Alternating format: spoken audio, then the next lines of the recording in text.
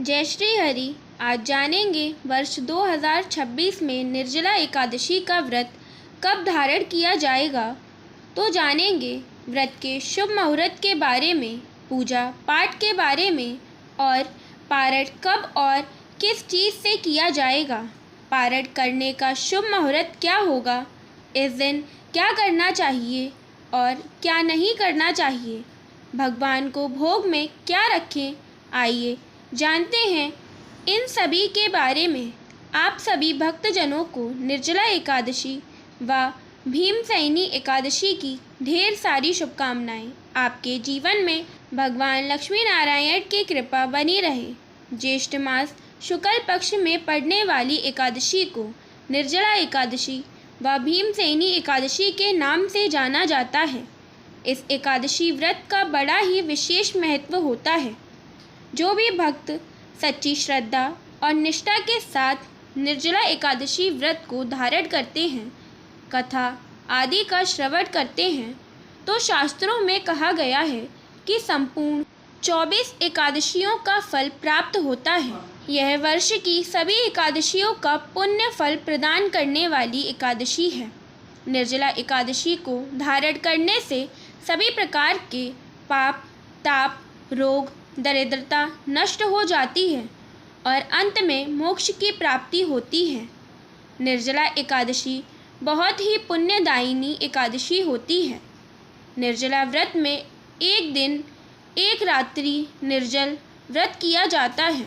इस व्रत में आचमन को छोड़कर जल ग्रहण नहीं करना चाहिए।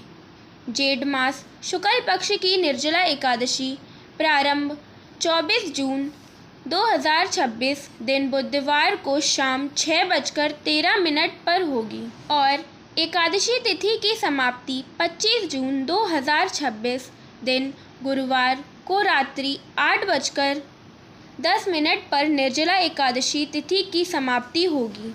तो सूर्योदय व्यापनी के अनुसार द्वादशी युक्त सभी भक्तजन 25 जून 2026 दिन गुरुवार को ही एकादशी व्रत को धारण करेंगे।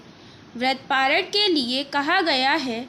व्रत का पारण द्वादशी तिथि में ही करना चाहिए तथा हरिवासर की समाप्ति होने के बाद करना चाहिए। द्वादशी तिथि प्रारंभ समय 25 जून 2026 दिन गुरुवार की रात्रि 8:11 पर होगी और द्वादशी तिथि की समाप्ति 26 जून 2026 दिन शुक्रवार रात्रि 10:24 पर द्वादशी तिथि की समाप्ति होगी। हरिवासर की समाप्ति जो कि 26 जून 2026 को सुबह 2:44 पर होगी। ऐसे में सभी भक्तजन एकादशी व्रत का पारण 26 जून 2026 दिन शुक्रवार को व्रत का पारण करेंगे। पारण का समय 26 जून 2026 दिन शुक्रवार की सुबह 5:41 से सुबह 8:25 तक निर्जला एकादशी व्रत का पारण किया जाएगा।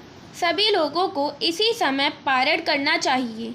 एकादशी का पारण तिल से किया जाएगा या संभव ना हो सके तो जल या तुलसी पत्र के साथ पारण करना चाहिए।